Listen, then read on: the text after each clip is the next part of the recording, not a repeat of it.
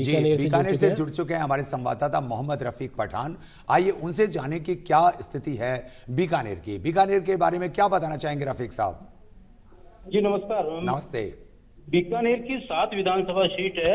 अगर बात करूं बीकानेर ईस्ट, वेस्ट और नोखा, श्री डूंगरगढ़ और खाजूवाला, उसके अलावा श्री कोलायत और लूणकरनसर, इन 7 विधानसभा सीटों के अंदर बीजेपी आगे चल रही है और नोखा के अंदर कांग्रेस आगे चल रही है। सुशीला रामेश्वर डूडी जी, जो रामेश्वर डूडी किसी समय में कांग्रेस के प्रदेश अध्यक्ष भी रहे थे, लेकिन हाँ, वो अस्वस्थ होने के कारण उनकी पत्नी को ये मौका मिला है और वो मैदान में रही है। डॉक्टर बीडी कल्ला जो वर्तमान सरकार में मंत्री भी थे, तो उनकी सीट की स्थिति के बारे में बताएं।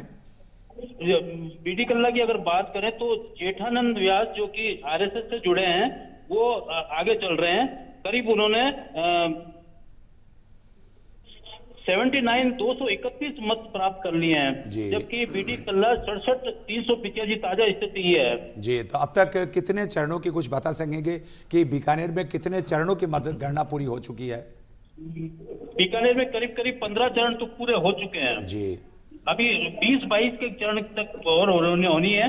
और मैं ये बता दूं कि बीकानेर के अंदर 3 मंत्री रहे हैं, तीनों ही पीछे चल रहे हैं। एक तो बीडी कल्ला, दूसरा भंवर सिंह भाटी, गोविंद राम मेघवाल और भंवर सिंह भाटी, तो तीनों अपने अपने।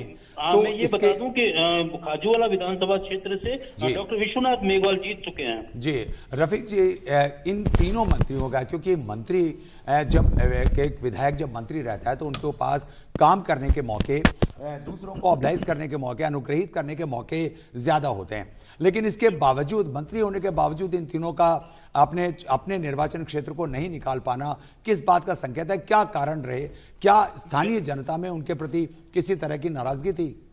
नाराजगी मेन मुद्दे कई हैं, कई वर्षों से चले आ रहे हैं। अच्छा, अगर मैं बात करूं तो रेल फाटकों की समस्या है जो वर्षों से इसी के नाम पे लोग जीतते आए हैं और ना उसका निस्तारण हुआ है। नहीं, पर रेल फाटक की जो समस्या है रफीक जी, जो बीकानेर में कोटगेट के सामने रेल फाटक की जो समस्या है, ना तो वो डॉक्टर बीडी कल्ला की बनाई हुई है, ना वो भंवर सिंह भाटी की बनाई हुई है।